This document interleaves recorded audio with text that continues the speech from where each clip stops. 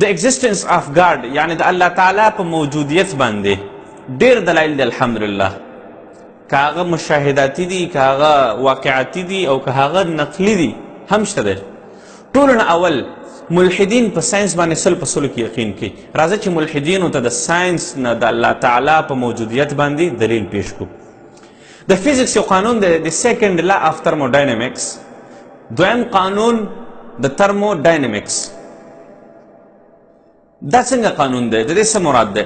د دې په تحت کې زه تاسو ته په پښتو کې اسانه تشریح باندې وایم، د دې په تحت کې د دې قانون په تحت کې دا راځي چې هر موشن یعنی هر حرکت لره به ضرور یو حرکت ورکوونکی وي او حرکت ورکوونکی به پرسونیفاید بینګ وي.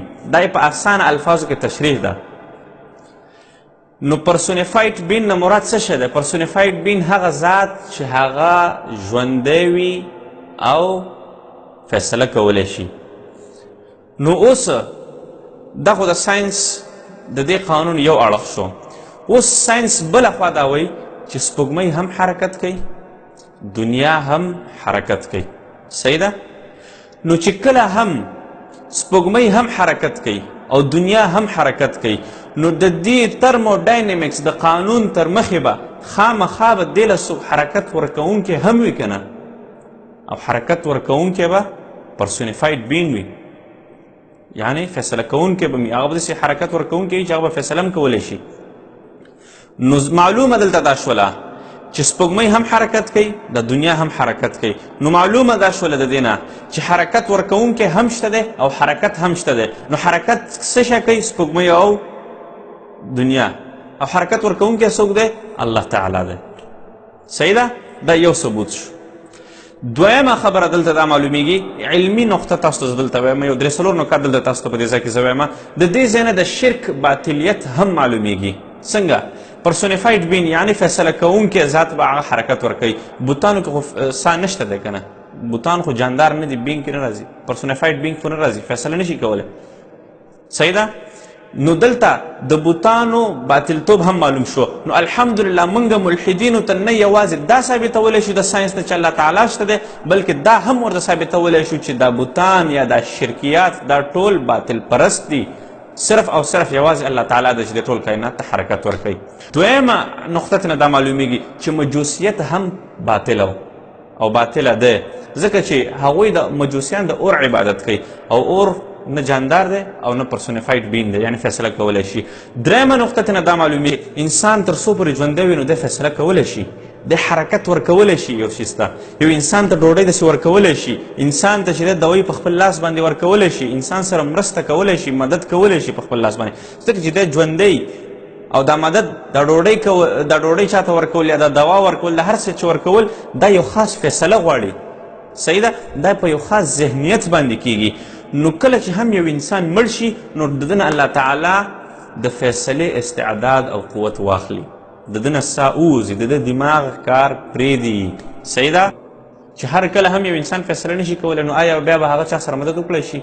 هغه به بیا چا له څه ورکړی شي؟ صحیح ده؟ نو د دې نه دغه معلومه شوله چې قبرونو والا کله هم د عامو خلکو سره نه ژوندو سره مرسته او مدد نشي کولی. نو موږ الحمدلله د ساینس د یو قانون د الله تعالی وجود، د بوتانو باطلتوب یعنی او د مجوسو باطلتوب او د مزاراتو د شرکیاتو د ټولو دا ټول باطلیت موږ د یو قانون الحمدلله ثابت کړ. اوس ستاسو ذهن دلته یو وړې نقطې ته راړو، هغه نقطه تاسو ورته ګوره همیشه دپاره فکر کوئ چې ملحد کله هم دا دلیل سره تا ته نشي ویلی چې الله تعالی نشته او نه ساینس دا ویلی شي. ملحد کله هم د دې خبرې دلیل نشي پیش کولی چې الله تعالی نشته او نه ساینس د دې خبرې دلیل پیش کولی شي چې الله تعالی نشته. صحیح ده؟ نو اوس چې کله هم یو ملحد تا نه پوښتنه کوي د الله تعالی د وجودیت په باره کې، نو هغه پوښتنه به مشاهداتي وي، هغه پوښتنه به واقعاتي وي. نو ته به ورته هم دلیل مشاهداتي ورکې یا به ورته واقعاتي ورکې. داسې به نه کې چې ته به ورته نقلي دلیل ورکې، د نقل نه به ورته دلیل نه ورکې، د مشاهدات چې په خپلو سترګو باندې څه ګورو هغې نه به ورته دلیل ورکې. اوس زه تاسو ته یو مشاهداتي دلیل در کومه. دا ښه په غور سره واورئ. یو غل غلا وکړله، غل ونیولی شو، په هغه باندې 3 ګواهان داسې دي چې هغوی لیدلی ده چې د غل دا غلا کړې ده. دا غل محکمې ته راوستلی شو، قاضي ته ودرولی شو. صحیح ده؟ اوس قاضي دې غل ته وایي چې په تا باندې 3 ګواهان داسې دي چې هغه دا ثابتوي چې تا غلا کړې ده، ته په غلا کولو باندې لیدلی. دا غل په دې وخت کې یو خبره وکړي. دا غل وایي چې زه 500 کسان داسې راوستلی شم چې هغوی زه په غلا کولو باندې نه یم لیدلی. نو آیا دا قاضي به فیصله د چا د ګواهۍ په مطابق، د چا د شواهدو په مطابق به کوي؟ د 3 کسانو او که د 500 کسانو خبر به منلی کېږي. خو ضرور دی د 3 کسانو که نه.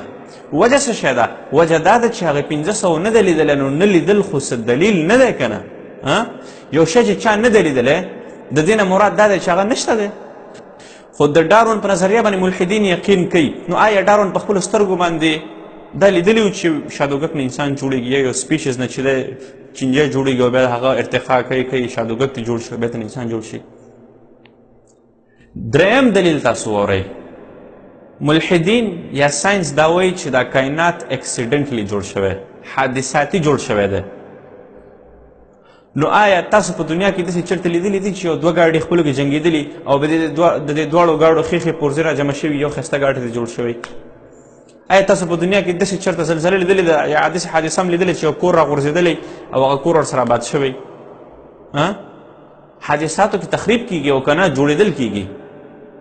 چېرته په زندګۍ کې تاسو داسې ثبوت پیش کولی شئ چې حادثه شوي او حادثه کې چې دی آبادي شوي؟ نو که دا کائنات اکسیډنټلی جوړ شوی، نو ولې بیا دا کائنات دومره ښایسته طریقې سره آباد شوی، دومره ښایسته طریقې سره جوړ شوی؟ دا سیندریانې، دا سیندونه، دا ښایسته ښایسته ځایونه، دا شنه او ښایسته باغات، علاقې، منطقې دا چې الله تعالی جوړې کړي دي، دا اکسیډنټلی جوړ شوي دي. اکسیډنټ کې خو خرابېدل کېږي، حادثه کې خو خرابېدل کېږي، جوړېدل نه کېږي.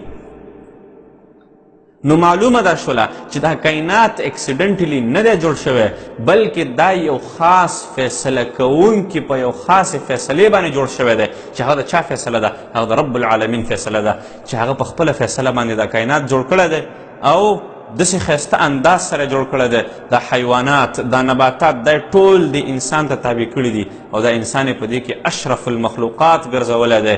دا انسان یې داسې نه دی ګرځولی لکه یو عام ماده غوندې چې بس د نورو غوندې دی او بس هر سړی به له خپله زندګي تېروي او مړ کېږي، خبره ختمه شوه. نه، دا ټول هر یو شی د دپاره تابع ګرځولی دی.